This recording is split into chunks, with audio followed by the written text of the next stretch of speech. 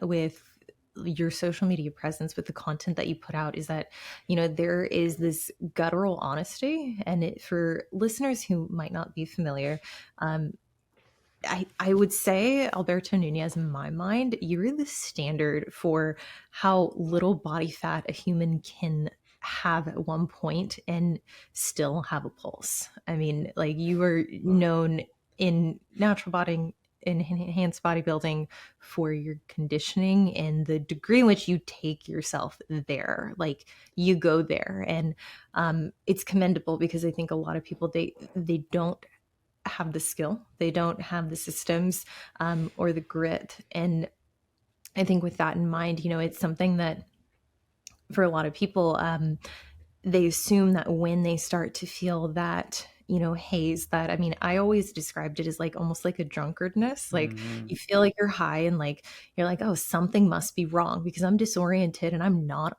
on drugs or alcohol. Like, what's going on? Your fight or flight system kicks in, and you're like, we got to get out of here. We got to do something about this. There needs to be a reaction. And I think it was like, I think it was several episodes in which she like encompassed, just this idea that, like, you just got to accept it. Like, when you stop running from it and you just accept, like, this is how you're going to feel, nothing's wrong, other than you're doing a bodybuilding show and you're getting unreasonably, like, disgustingly conditioned. And is that, I imagine that's a common theme with clients that you work with and the individuals you interact with, like, still having to, on record, be like, yeah, like, you just, it is a part of it. This is the suck that you embrace, or you don't. You can tolerate it, or you decide that it's not tolerable. Yeah. In whenever you start messing with people's food, like I've seen it turn people that, they were never really foodies. They were that kid that mom had to like just yell at, like, come in, you gotta eat. You haven't eaten since breakfast. All of a sudden, they get that primal side of them like tampered with, and it just opens up the floodgates. It's like a dormant gene that we all have in us. Like it's food becomes scarce. Your body thinks it's in this fathom of sorts. All sorts of triggers go off, things that you just don't experience if you live in the first world country, especially, right? So, like for me, fat loss has always been best way to approach it is like think of it as like exposure therapy. Mm. You play with it little by little as you are developing a bodybuilder.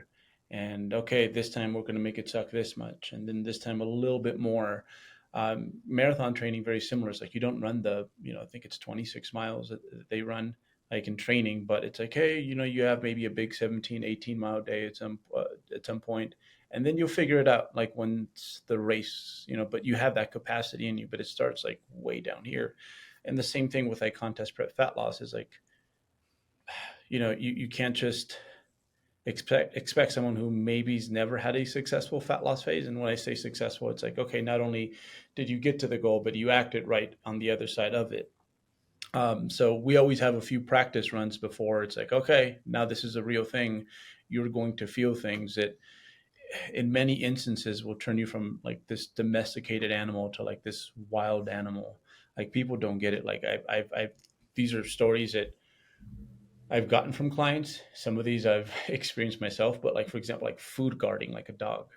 Like I've known a lot of my athletes, they can't have like their food in the break room with everyone else because something in their brain tells them that like these other humans are going to take what I have. No one wants your, like chicken and broccoli, bro. But they know this, but Yeah. the feelings are still there.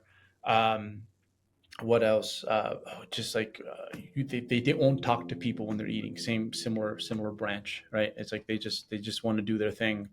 Um, they become foodies when they like weren't, like they're cooking for their family members and things like that. I think the Minnesota starvation experiment for anyone who's never prepped is a great one to, because we can't do these sort of experiments with people like anymore, but there's so much gold nuggets in there. Like you read through the symptoms that these men experienced, like there was even like their own version of food porn. Like they were building castles and things with their mashed potatoes or whatever they were eating, and taking their time to eat, like enjoying every moment of it. It's just wild what this sport does to people. And I don't think people know what they're signing up for. They see the end product and they're like, whoa, that's glamorous. But you know how it goes to get anywhere in life, to do anything that's like outside of the norm. There's a lot of ugly moments behind the scenes. And that's the only way it happens. Absolutely. And no, I think for that one study in particular, weren't there reports too of like stealing each other's foods? There was someone who like cut, like they hurt themselves, like cut off like a finger or something to get out of Yep. the study. Hmm. Yep. A Yeah. bunch. And I think like, obviously in the world that we live in today, there are shades of gray when it comes to the conditioning requirements. And, for listeners who are in, the bikini division, I'll even say just like generally amateur divisions where, you're still deciding, like, hey, is this going to be a competitive endeavor? Is this going to be a milestone? Is this going to be a recreational sport that I participate in?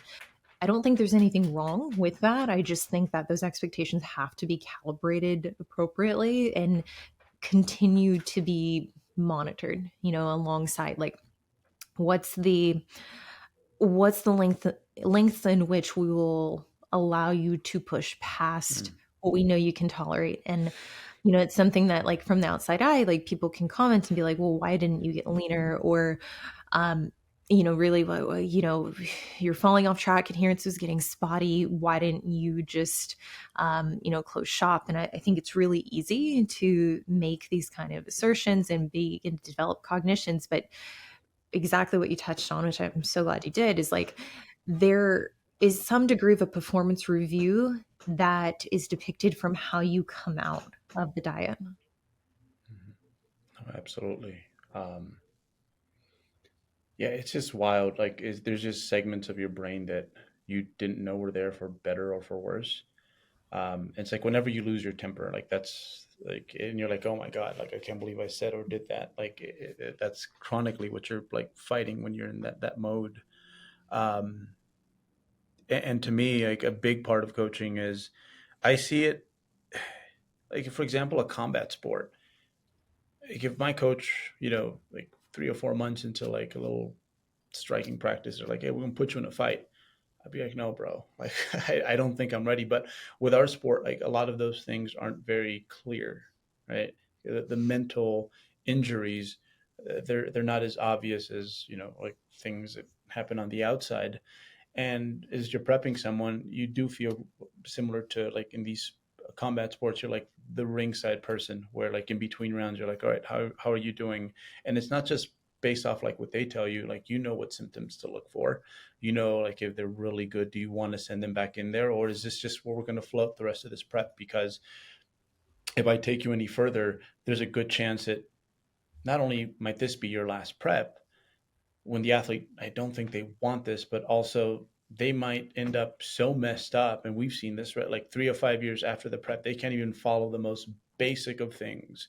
They're yo-yoing up and down. They have this bad relationship with exercise, and it used to be their favorite part of the day.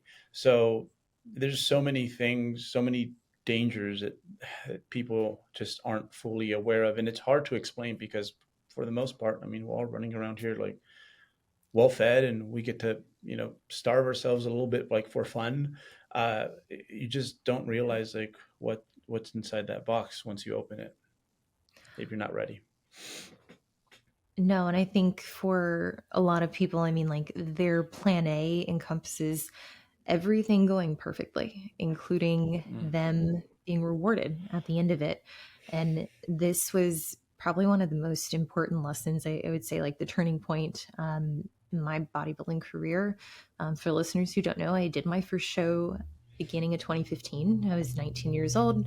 I prepped myself, now a bikini pro, but obviously that division like is no longer what it was in 2015. In 2015 I had too much quad. Right now I have not enough glutes, even though I've been off stage for a long time. It's like the division is now something competitively that has become has developed its own criteria that requires more muscle, better conditioning, more precision, even at the lowest barrier to entry. And that's where I think a lot of people can romanticize this idea of like doing bikini and be like, well, I just want to get on stage. I just want to, have that experience. And, more recently, I have a client who she did end up doing her first show, but I was really nervous because we've been working together for about 2-ish years. And we had initially gotten ready for a show, worked towards it like in that direction, but I knew the conditioning and where reasonably it was ethically okay to take her. I'm like, this Mm. isn't going to be pretty to take her past this. And frankly, I think it's a disservice to her as a coach to let her get on stage before a certain point. And um, one of the conversations that we had now going into the show that she did do um, was I wanted her to outline, like, what are your expectations on show day? What would need to happen for you to feel like all of the sacrifices that you've made were worth it? Because I think that a lot of people, I mean, obviously, like we wouldn't do this if we didn't want to win. But I think so much of that passion for this sport, and I'll use quotes there, is like it's very conditional. It's very much predicated on I will do this if I have something tangible to showcase after the fact. And I think in a lot of cases that's people hope that's a trophy or hope that's placing, hope that's some kind of notoriety.